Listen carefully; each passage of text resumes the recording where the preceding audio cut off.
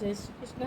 इसमें श्लोक 16 से 20 तक पढ़ेंगे। ये अध्याय 10 का श्लोक नंबर 16 से 20 तक पढ़ेंगे और समझने की कोशिश करेंगे। तो शुरू करते हैं।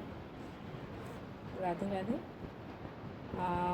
वक्तुमहर्ष शेषेण दिव्यात्मविभूतया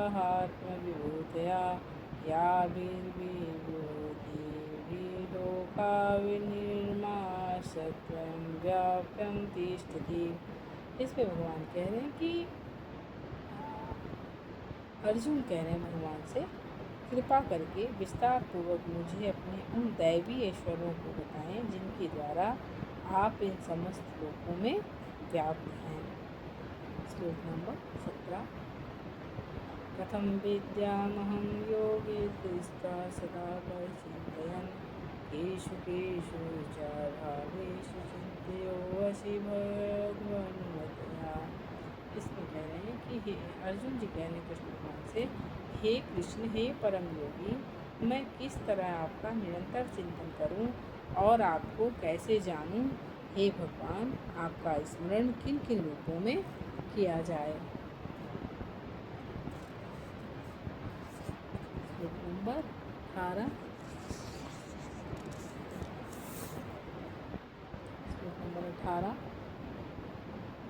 विस्तरेणात्मनो योगं विभूति च जनार्दन भूयं कथया तृप्तिशतो नास्ति मे अमृतम्। इसमें भगवान कहते हैं कि हे जनार्दन, आप पुनः विस्तार से अपने ऐश्वर्य तथा योग शक्ति का वर्णन करें।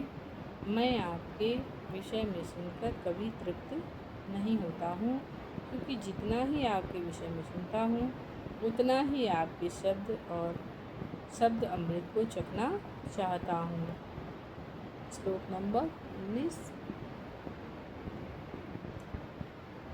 हान्ते कथयिष्यामि दिव्यात्मविभूतया प्राधान्यता गुरुश्रेष्ठ नास्यन्तो विस्तरस्तु मे।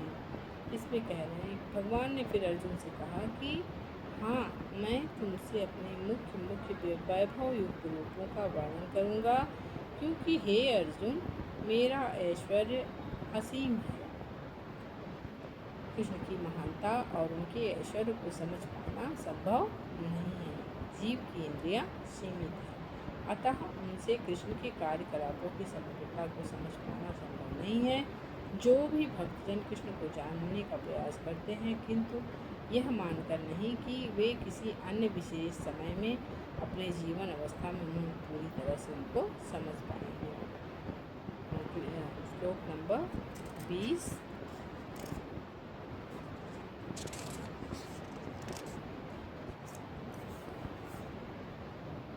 अहमात्मा गुडाकेश सर्वभूताशया स्थिता अहमादिश्च च भूतानामन्त एव च। इसमें भगवान कह रहे हैं अर्जुन से कि हे अर्जुन, मैं समस्त जीवों के हृदयों में स्थित परमात्मा हूँ। मैं ही समस्त जीवों का आदि हूँ, मध्य हूँ और अंत हूँ। इस श्लोक में अर्जुन को गुडाकेश कहकर संबोधित किया गया है, जिसका अर्थ है निद्रा रूपी अंधकार को जीतने वाला। जो लोग अज्ञान रूपी अंधकार में सोए हुए हैं, उनके लिए यह समझ पाना संभव नहीं है कि भगवान किन किन विधियों से इस लोक में तथा वैकुंठ लोक में प्रकट होते हैं। अतः कृष्ण द्वारा अर्जुन के लिए इस प्रकार का संबोधन महत्वपूर्ण है। इस तरह से श्लोक नंबर 20 तक पूरा हुआ। जय श्री कृष्ण।